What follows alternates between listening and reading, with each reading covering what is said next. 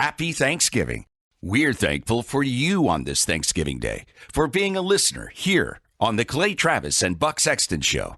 You're listening to the best of Clay Travis and Buck Sexton. Welcome back in. I am Clay Travis. He is Buck Sexton. We are celebrating the 1-year anniversary of the Clay Travis and Buck Sexton Show. Encourage all of you to go subscribe to the podcast. If you haven't already, you'll ensure that you don't miss a moment. We are joined by the man whose music you just heard bringing us back into the third hour of the program. He is Jeremy Popoff from the band Lit.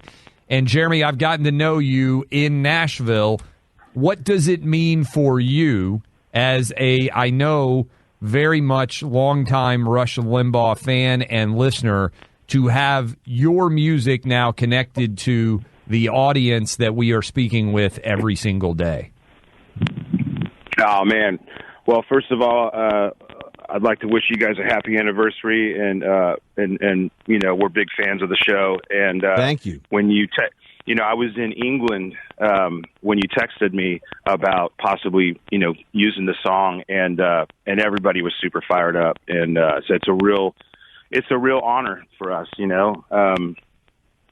we're just we're truly humbled and honored that you picked our song to we're get to be a little small part of the show each day, and it's awesome.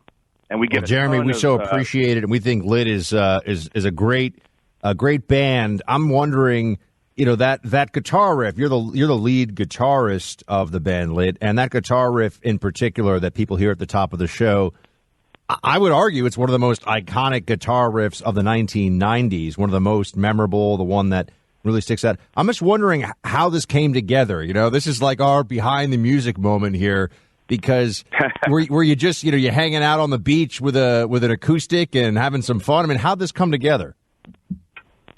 Man, we used to have a warehouse in Anaheim where, the band's originally from Anaheim, California, and we had a warehouse that was a man cave before we knew what a man cave was, and we spent every night there for several hours, and that's where we practiced and wrote and hung out with our friends and did all that stuff. And that riff just sort of spilled out one night.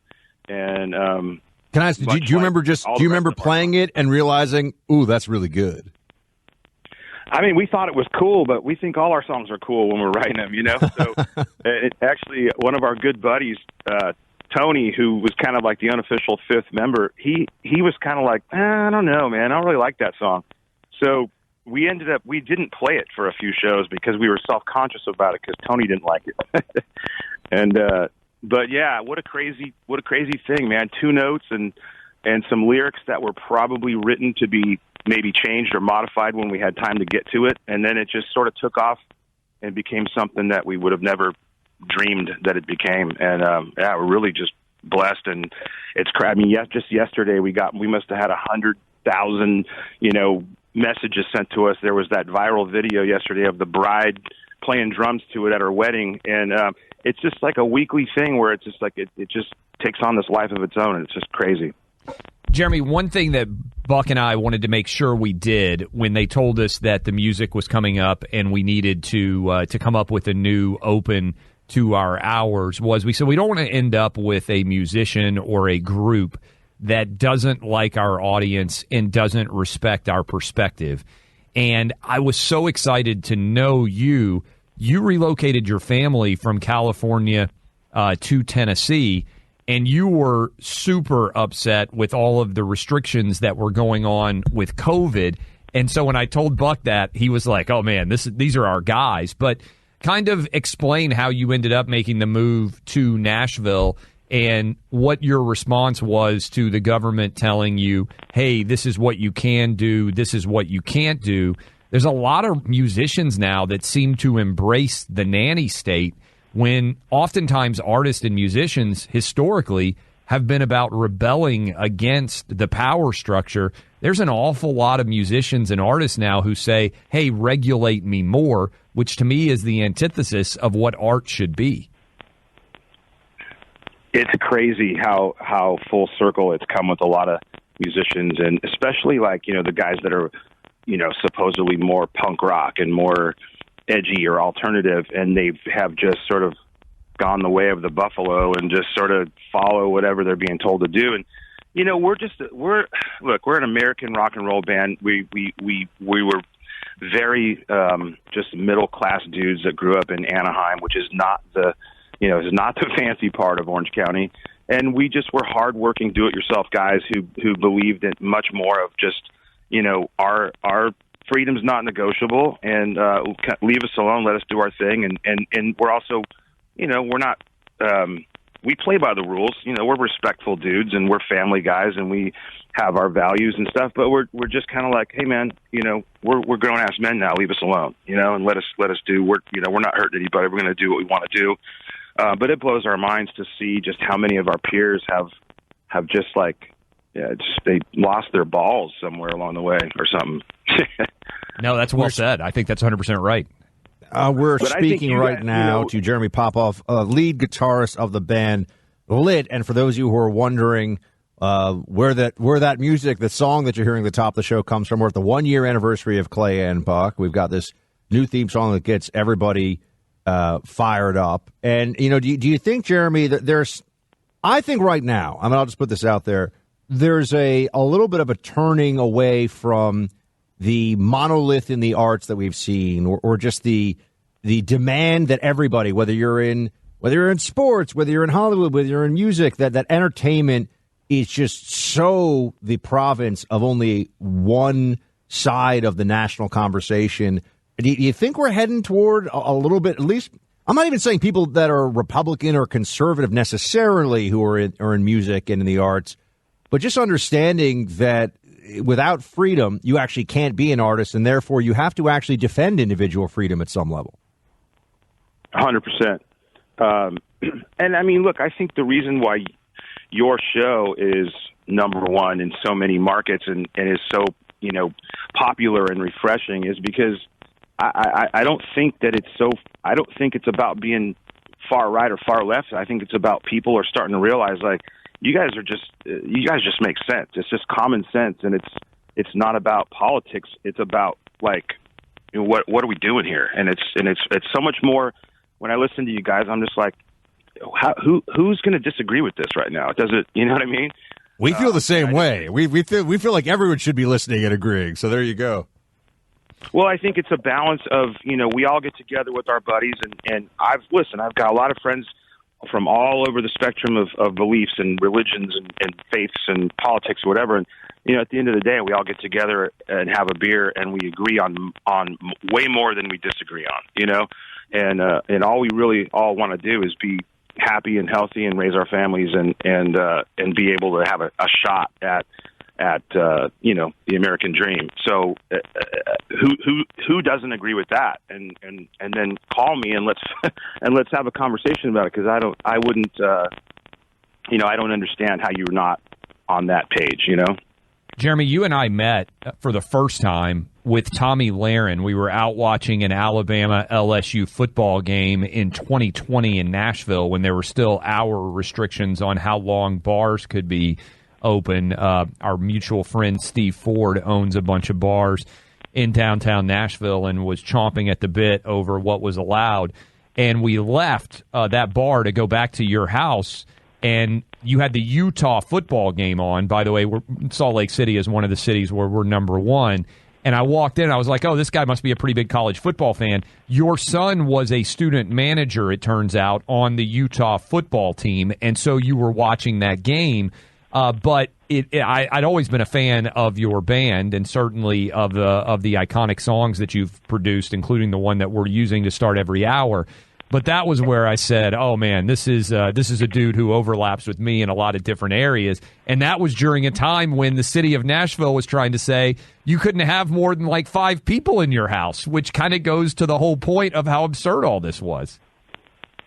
Well, if you remember that night too, I mean,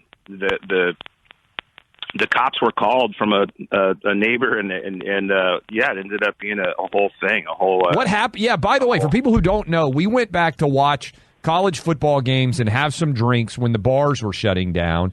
Your house in Davidson County, which is where Nashville is, The cops showed up. I think there were like 15 or 20 people there. It wasn't like it was a raging house party. Everybody was pretty much indoors, just having a few drinks and watching some football. It wasn't even that late, and the cops came.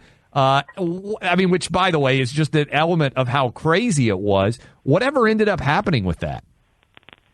Well, that was my brother's house that time, and yeah, I mean, he got arrested, and he had to go to court. He had to do community service and pay a fine and hire a lawyer. And yeah, you're right. It was about 15 people there, and I would say 8 of them were standing out on the deck, having a cigar or a cigarette or whatever, and there was a handful in the house. It's also a 4,000 square foot house with plenty of space and tall ceilings and everything else, and it was And, they came into the backyard, if you remember, and they were, like, filming us from the backyard. It was a real odd experience. And honestly, I think it was probably the next day that my wife and I started looking at houses outside of Nashville. We ended up moving out by you, out in Franklin.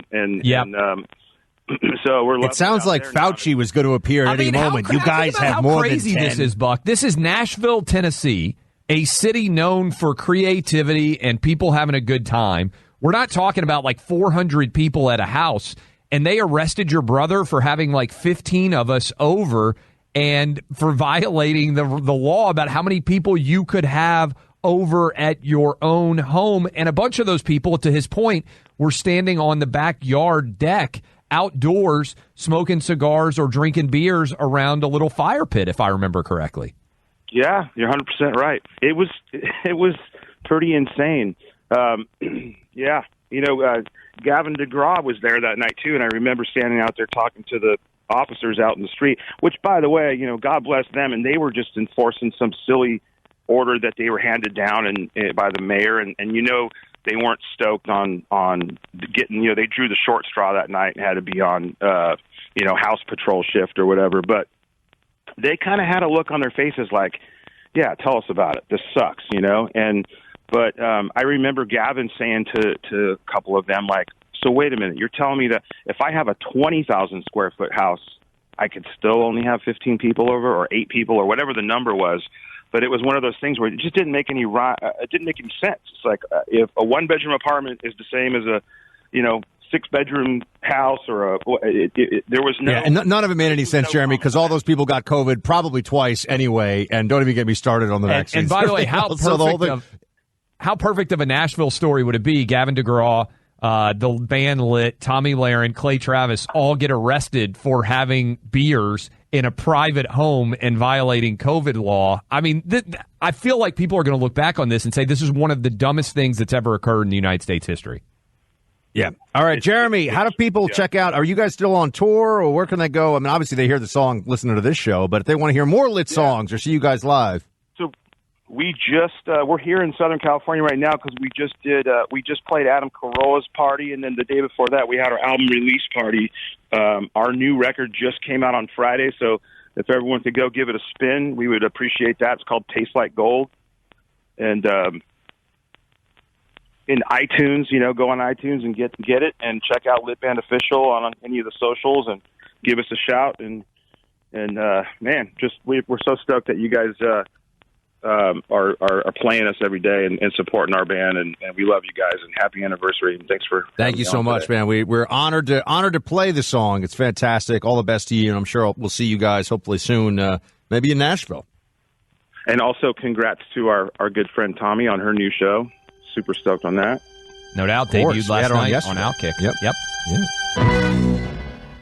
Welcome back in, Clay Travis, Buck Sexton Show. Appreciate all of you hanging out with us. As you hear that song playing in the background, My Own Worst Enemy by Lit, a 90s staple, it is going to become the new theme music that you hear at the beginning of the first, second, and third hour of the program. We mentioned this yesterday as the song that Rush had used for a long time is now working its way. It's expiring.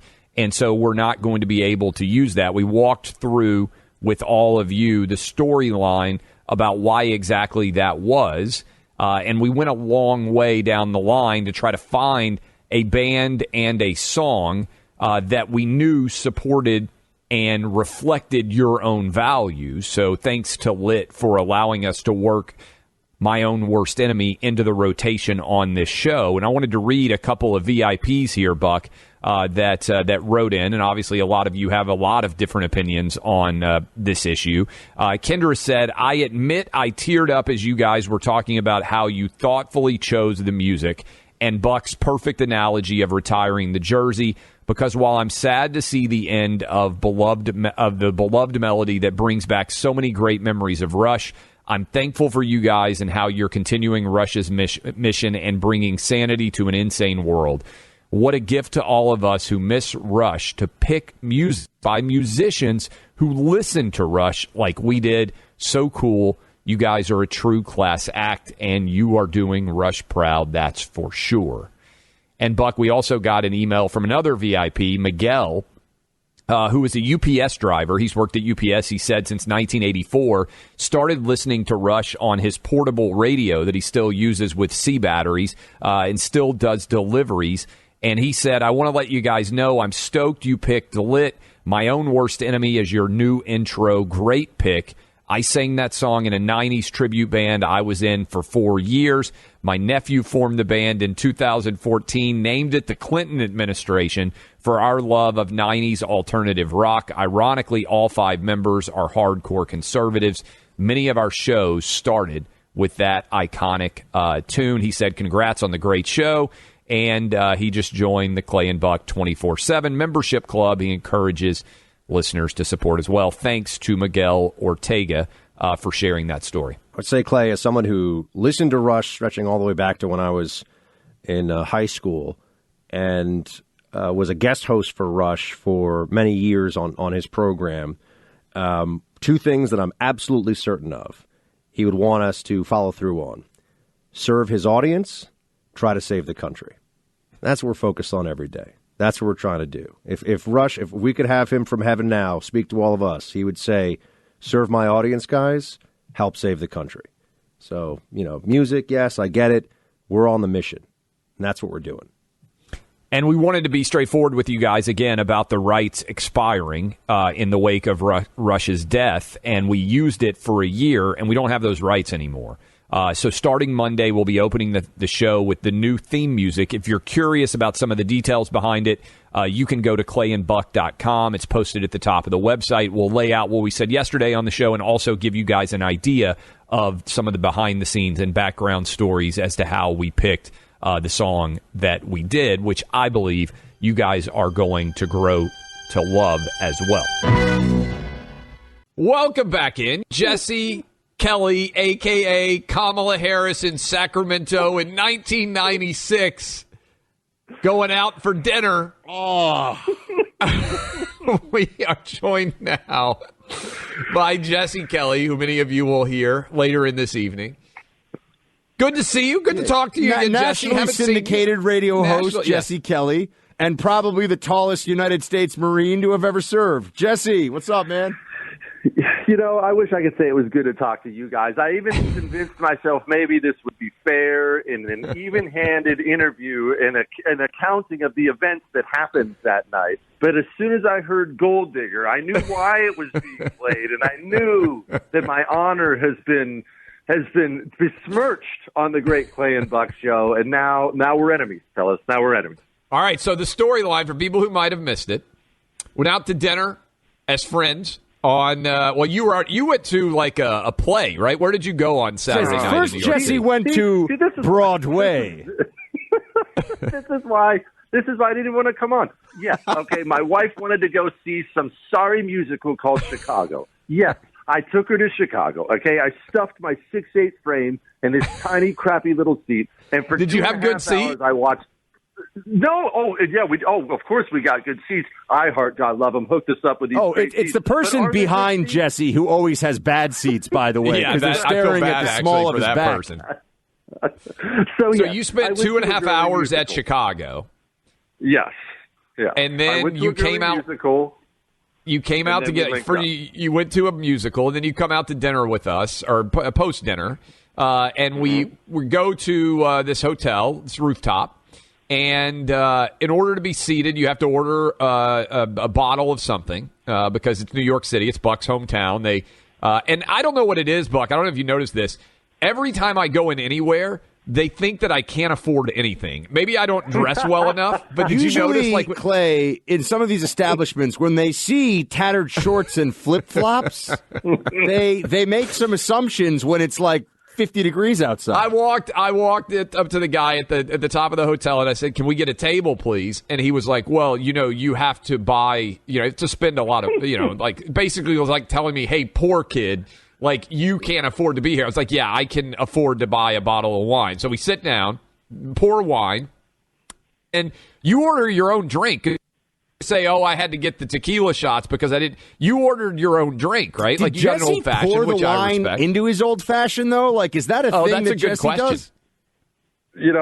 Let's clarify something here. I don't drink wine, okay? I grew up in Ohio and Montana. I eat Velveeta, I eat Doritos and cheeseburgers. I don't sip on red wine, so of course I ordered my own drink. The tequila shots were to try to make everybody have more fun, probably because you guys were bringing us down. Let me also say this, in defense of Buck and myself.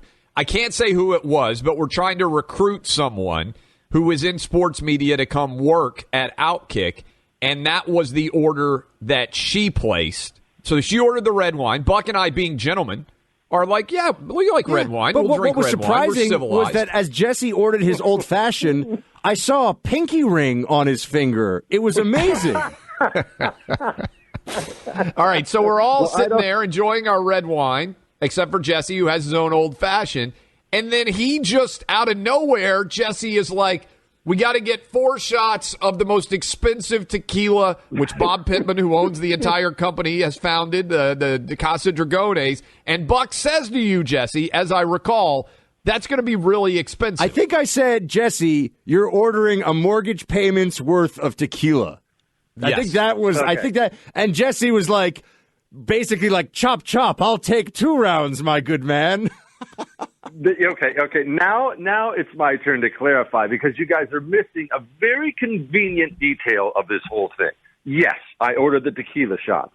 Yes, Buck issued a warning that it was expensive. Where I come from, shots cost $2 as a special on Friday night. If you tell me there's an expensive shot, I think we're talking $15, right? $10, $15. Buck did not say they were going to be $75 a piece. If Buck tells me, hey, Jesse, watch out when you open the fridge, I'm going to assume, oh, no, there might be a bottle in there that might fall out. If I open the fridge and a Siberian tiger jumps out and attacks me, that's not on me. That's on Buck for not disclosing the appropriate amount of detail. That's a fair point. Were you surprised, Buck, that it was $75 a shot? Even as a New Yorker, did that seem steep to you? No, I mean, that place, it's actually where I went on my first date with Carrie, believe it or not. Oh. That rooftop has some history, so I am familiar. We tried to go somewhere next door, and then we went there. And that is one of the more, look, everyone knows, everyone who lives in a city anywhere or even a pretty good-sized town in the country, this is like one of the more expensive hotels in the city. And expensive hotels, I mean, I remember I was in a fancy hotel once in France. I ordered a yogurt, and it was the equivalent of $40. Like, they'll charge you anything in these places. But when you're looking at that, that shelf of booze where everything almost looks like Indiana Jones had to go and find it somewhere else around the world, and he was being chased by a boulder to get this glass carafe or whatever. You mess with that shelf of booze at a place like the Peninsula Hotel, and you're going to pay through the nose. Even I, which we've already established, was not considered rich enough to even be able to sit at a table up there. Even I, when I looked at the bill and saw that they were $75 each a shot, was actually, Jesse, can I just tell you something? Clay wanted to go full Pretty Woman when they brought the bill and be like, big mistake. Big mistake. Well, see, now another little detail that you have not told the Clay and Buck audience is I offered to pay. I even did the thing where I was reaching into my pocket to pull out my wallet because I felt bad because I had ordered the $75 shots, and Clay took advantage of that and paid anyway just so he could come trash me with you guys on the show. That could be true. I definitely noticed that I had an advantage. Also, at that point, like trying to divvy up the bill and everything else, I thought there was way more value in being able to blame you for ordering the $75 shots than allowing you to play. Plus, I don't want to throw Aubrey under the bus here, but I'm definitely going to do it. You had already confessed that you were living on the high life there because you took her shopping at like Saks Fifth Avenue or something, and I figured at that point I didn't need to take more money out of your wallet. Well, I didn't know what Saks Fifth Avenue was. We walked in. We had to get something for her parents as a thank you. Look, we don't have to go into the details, okay? You know what? Maybe we should talk about Buck and his dime-sized craft. Oh, how dare you, sir! It's a very solid pivot. It's a very solid married man pivot right there. You see that you're about to get flattened, and you immediately attack someone else. That's how it's done. I had the cocktail party crab cakes are not supposed to be the size of basketballs. Listen, Paul Bunyan, you got to settle down on this one. There was a carving station with red meat. You needed to go to that first and foremost. Cocktail party past hors d'oeuvres. Small crab cakes, you just got to spear a few of them at a time and eat them like bonbons. I couldn't spare a few of them at the time. The wife was right there, and every time I tried to double up, she told me, this is a sophisticated place, Jesse. You can't do things like that anymore. So this is not on me. Maybe next time find some adult crabs to make crab cakes out of. I'm just going to tell you, this is an important pro tip for everybody. If you ever go to a cocktail party and you're hungry, it is essential where you position yourself in the room because the food's always coming in from one place, and the good hors d'oeuvres go very quickly. So you got to find the route of ingress for the crab cakes, for the bacon wrapped shrimp, for the chicken satay and the peanut sauce, all the above. So, Jesse, it is interesting. I didn't know there were crab cakes at all. The biggest issue, no pun intended here, that came out of the out of Buck's engagement party was I'm never getting a picture taken with you again. I've not been. Nobody ever sees a picture of me and says positive things, no matter what. I've never been savaged for being short in my entire life like I was after that photo went out. Well, it's not just, honestly, it's not my height. There's nothing you can do about that. It's my height, and then I've been told that my face is really symmetrical. Me and Denzel Washington, we have symmetrical faces. So it's not just that I'm above you guys. I'm so radiant, it kind of blows people away, and everyone else kind of just fades into the background. So it makes you seem small. It's really not your fault. Well, Jesse, I really do appreciate you coming up from Houston, though, for the party, considering when I made the toast and the main photo that everybody saw that's been circulating, you're standing in the background, and everyone's like, nice toast, Frodo Baggins. Why were you behind him for the toast, by the way? What were you doing back there? You know why he was behind me. It was like, it intentional? He was going to hold up his hand like you must be this tall for a ride. You must be this tall to give a toast. No. Once again, I'm made out to be the bad guy. I was behind you because we were talking. You and me were having a discussion. You turned around, took the microphone, and started giving a speech. What was I supposed to do? Lay down on the floor? That's where I happened to be standing. I'm just pro tip for everybody. Always tell Jesse during a photo to take a knee. Okay, I'm just telling you. Otherwise, you're not going to be a happy camper. All right, last question for you, Jesse. Here, you've clearly established that you're a gold digger and the Kamala Harris of the Premier Radio family, but. Speaking of gold diggers, do you think that Hunter Biden is actually going to get charged or not with any crime? I believe he will be charged with a crime, and it will be held over Joe Biden's head. So you will see Joe Biden after the midterms. I would guess December, January, maybe February. Joe Biden will resign the presidency, claiming some form of illness or something like that. And then you'll know for a fact they held the Hunter Biden thing up as a way to move Joe out because you actually think he'll resign, not just announce that he's not going to run for re-election.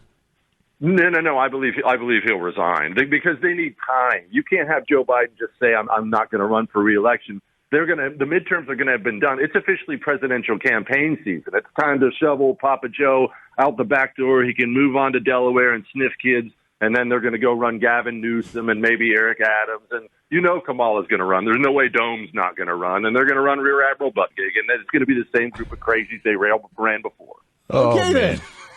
What do you think the odds are of a Kamala and Mayor Pete combo ticket? What do you think would happen if it were Kamala and Mayor Pete?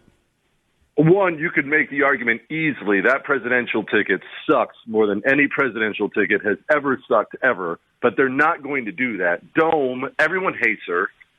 Buttigieg can't win the black vote. He cannot. That's why, remember, he struggled so much in the primary last. No, you're right. He was out drinking 40s out of paper bags with black. I saw that picture. To boost his, it's one of the funniest pictures I've ever seen in my life. I think Gavin Newsom is the guy. As much as I despise him, let's be frank, he's good looking. Not as good looking as me, but very good looking. He's a fundraising juggernaut. He's a darling to the left. I think Gavin Newsom is the one. You know why to watch Jesse has so much respect for Newsom? Because he's like over 6'2".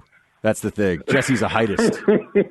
So, Jesse Kelly Show, everybody, 6 to 9 p.m. in syndication on Premier Networks. And, Jesse, just before you go, what are you going to be drinking this weekend?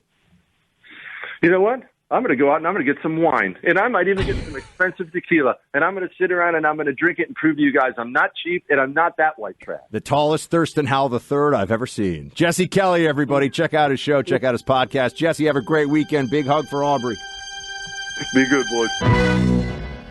We also got some great emails in for today's show about VIPs, or from VIPs, I should say. Here's one. I thought this was great. It's from Jim. He says, Clay and Buck, I hunted submarines as a Navy helicopter pilot in the 1990s. I'm glad I was not a submariner. Tough job. I highly recommend Greyhound with Tom Hanks, which was an Apple TV movie, I believe. Hunt for Red October. I just watched that with Carrie recently. It was her first ever time. Great film. I mean, why do they have a Scottish guy playing a Russian defector? Side note, who cares? But he gave a warning for Alec Baldwin firearm usage in that movie, which is true. And then Run Silent, Run Deep. I've actually never heard of that one. And he also wants more history podcast, Clay, which we got to work on. He says, hey, Clay, Gig'em Ags. There you go. Texas A&M fighting Aggies. What is that? Oh, Texas A&M fighting. Okay. Yeah, that's a Texas A&M. I got to add that war cry to my repertoire. I mentioned earlier, for people who are like, where did that email come from?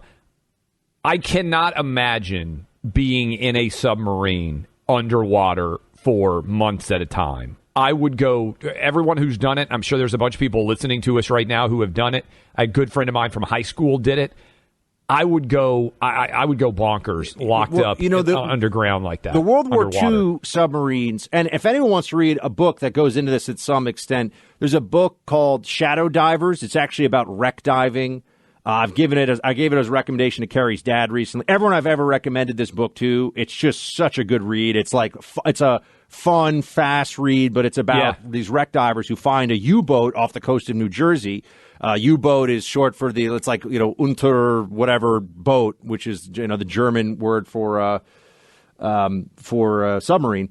And it's a great book, goes into this at some detail, but they were mostly, they were largely surface ships that would dive, right? So they would often come up certainly for attacking and just to get some fresh air. But as I said, 75%, I think it was something like 30 or 40,000 German World War II submariners died, which was 75% of the overall number of people who were in those submarines. And their unrestricted warfare strategy with the submarines at one point actually came pretty close to the goal. Submarines were super effective for periods of time before counter-submarine measures got much better. But yes, Clay, I think that would be that would be last choice. Last choice for you, Last choice for me, yeah. Wouldn't be able to handle that one. Oh, more credit, power to the people who are able to do it, but I think that would be the single toughest. Have you read Shadow Divers? Difficult. No, I have not. Okay, after football season, I'm not going to bother you with anything during, but since you have seen some, after football season, you got to read Shadow Divers. Tell me if you like it. And then, because also super deep sea wreck diving is another thing that's like not high on my list, but fun to read about. It's cold, it's super dangerous. Yeah, can't see anything. House of the Dragon on HBO. Yay or nay? I'm liking it. 6 episodes in. I know that's the only show that I can watch other than college football or the NFL. By the way, I will be in South Carolina this weekend. Looking forward to being at Clemson for their game against NC State. I'll be there with Big Noon Kickoff. I have not been to a game. Have not been to Clemson before. I hear it's beautiful. So I'm looking forward to visiting that part of the country. But House of the Dragons, 6 episodes in. It's really good. It's the Game of Thrones spinoff prequel series. And I know Game of Thrones killed it in terms of the interesting phrase there, probably given all the people who die in it, has been wildly popular. I'm impressed through 6 episodes with this new. It's better than I expected it would be. Would you say that some of the key moments in the original Game of Thrones were the most shocked you've ever been in real time watching either a TV show or movie? Because there were a couple of times where I was, and I've grew up watching action movies, and I still was like, wow, I can't believe that just happened. The Red Wedding episode is the single most shocking episode, I think, in the history of streaming or television or whatever you want to say. I've never seen anything like it.